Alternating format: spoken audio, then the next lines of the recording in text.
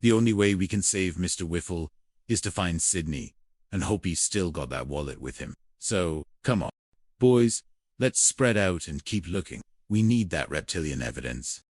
Gus sighed, his face grim. Yeah, but we've been looking all night. Skip. Yeah, and the court-martial starts in a half. You'll never find him. Skip. No. Wallet. No. Sydney. No. Nothing. Old Leadbottom's got Mr. Whiffle right where he wants him, caught in his dastardly trap. Just as despair was about to set in, a triumphant yell pierced the humid air. Sydney. Hey, where'd he come from? Chuckle Higgins pointed to a thicket where Sydney the alligator was casually munching on a large, leafy branch, completely oblivious to the impending legal drama. Gus gasped. Well, you've been hunting, you old fossil. What did you do with that wallet, you old scoundrel? He stopped, realizing. Hey, I just saw the wallet in his mouth. Hey, he's still got it. We're in luck. Skip, he hadn't bought a swamp after all. He merely wished for more peanut butter.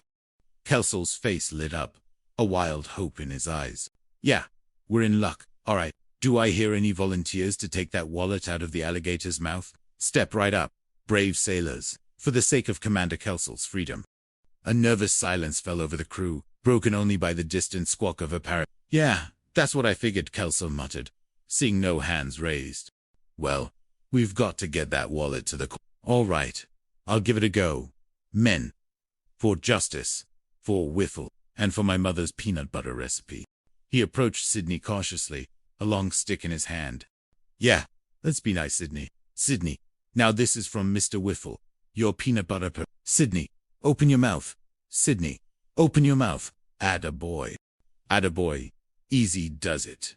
Now, easy, just roll the mouth, open the mouth. Hey, where else? What's he gonna call me, Lefty? Kelso pulled back his hand just as Sydney snapped, narrowly missing his fingers. Gus sighed. Well, it's not gonna work. Skip. The only one who let him come close to him is Mr. Whiffle. He's the peanut butter master, the alligator whisperer. Skip. Kelso slapped his forehead. That's right. That's right. Hey, that's right. Gus, that's it.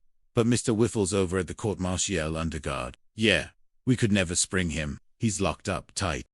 All right, we can't get him over here, Kelso decided, a desperate glint in his eye. So there's only one other thing to do with you, Sydney. Ah, that's right, Sydney, you guessed it. We're going traveling, and you're coming with us. You scaly key witness. We're going to crash that court-martial in style. At the makeshift court-martial, Commodore Boffington, a smug smirk plastered on his face, was addressing the tribunal, his voice echoing in the stifling tent. Ensign Pipkin Whiffle, looking distraught and terrified, stood beside Kel, who was acting as his defense attorney, his usual bravado tempered by the gravity of the situation. And before I'm finished, I intend to prove to this court that my wallet was stuffed, Boffington declared pompously, gesturing wildly. My wallet containing 9 brand new crisp $100 bills, and I intend to prove to you that it was stolen by this deceitful, this thieving, this despicable ensign. Pipkin Whiffle, the very embodiment of naval He jabbed a trembling finger at Whiffle. Kelso immediately interjected, his voice sharp. I object, sir. This is a scurrilous accusation. Boffington scoffed, completely dismissing Kelso. You can't object, Kelso. You're only an incident. You're a crooked one, a mere peripheral nuisance. Commander. The presiding officer, a stern-faced admiral with a voice like a foghorn, pounded his gavel. Order, Captain. Since Mr. Whiffle is acting as his own defense attorney, he is entitled to object. Now, what's your objection, Commander? Kelso, seizing the moment, replied, Well, I demand a mistrial, sir, on grounds of temporary insanity. Sir, induced by extreme pressure and the unique circumstances of Koroki Atoll. The admiral raised an eyebrow, a formidable gesture. Temporary insanity. Elaborate. Yes, sir, Kelso declared, completely serious despite the absurdity of his claim. The alligator who stole Commodore Boffington's wallet was crazy about my mother's peanut butter. Sir, a clear sign of abnormal behavior in a cold-blooded reptile. Its motives were entirely governed by its peculiar culinary preferences, not by malicious intent. Order in the court, the admiral thundered, struggling heroically to contain his amusement, a faint twitch at the corner of his lips. Boffington rose, enraged, utterly beside himself with indignation.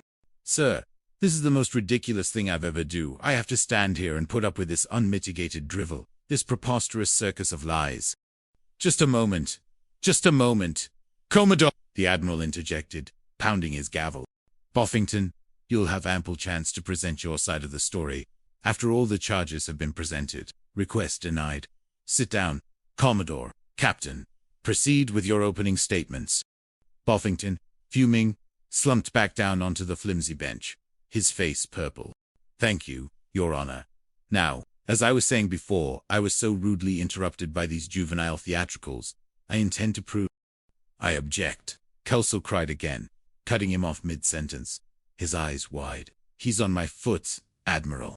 Kelso yelped, suddenly jumping up and down on one leg, causing a ripple of confusion in the court.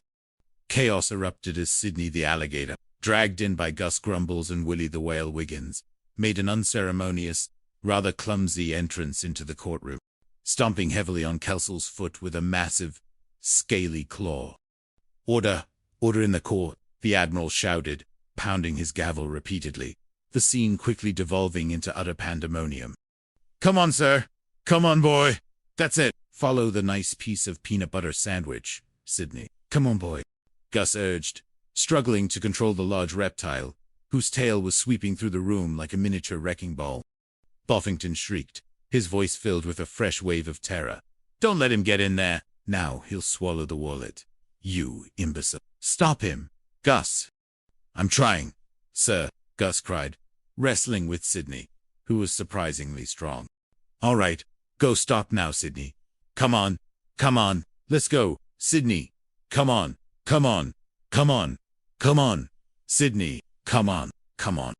Kelso, still hopping on one foot, turned to the alligator, speaking in a cajoling tone. Go ahead, Sidney. Now I want you to tell us court the truth. Is it not the truth that I got you with my ID card? And did you not get this ID card from my wallet which contained $900 in cash? Confess, you honest reptile. Pipkin Whiffle, his face pale with a mix of fear and desperate hope, interjected. Well, I had the ID card, but I didn't have the wallet. Sir, I'm trying to tell you the alligator brought me the wallet. He was merely a courier, sir, a reptilian postman. Boffington, utterly beside himself, slammed his fist on the table. Would you please, Your Honor, tell this stupid ensign to stop with this stupid story about this stupid alligator? It's an insult to my intelligence, and frankly, an affront to the dignity of this naval court. Kelso, however, was quick to defend his star witness. No, I object, sir. You can't call Sidney stupid. Oh, yeah. No, sir, he may look stupid, but maybe he had an unhappy childhood. Sir, a traumatic early life in the swamp that led him to develop peculiar coping mechanisms. Sir. Oh, now we've got an alligator with an unhappy childhood. Boffington roared, his face turning a truly alarming shade of purple. I demand, Your Honor, that you tell him to shut up with his ridiculous dribble and answer my question. Now, Commander, before I explode. Kelso stood firm. Not until you apologize to Sidney. Captain, you cannot insult a key witness in open court, sir, especially one who cannot defend himself verbally. Boffington, almost apoplectic with rage, spat. I am not going to let any stupid ensign tell me to apologize to some stupid alligator. Never. Not as long as I draw breath. Just then, a voice from the back of the court boomed. Stings and stones may break my bones, but names will never hurt you. It was Mike Beale, Kelso's crewman, who had snuck in, carrying a suspiciously heavy bucket. Yes, stuff will. He pointed at Boffington. You better pour it on. Skip, that court-martial's started already, Commander, and things are heating up. Kelso looked at his watch, his face a mixture of triumph and weariness. I know. How's Sidney doing back then? I can't hold him off much longer. Skip, can't you go any faster? Listen, friends, come on, take it. Give us everything you got. Got it down to the floor. Boy, it's nasty. Yeah, see you later, alligator. Hold on, chuckle. Stall it. Boy, we're almost there. Boffington was now addressing Kelso directly, completely ignoring the still bellowing Sidney. Now then, Kelso, you stated that your name was Captain Wallace Boffington. But can you prove it? Can I prove it? You people.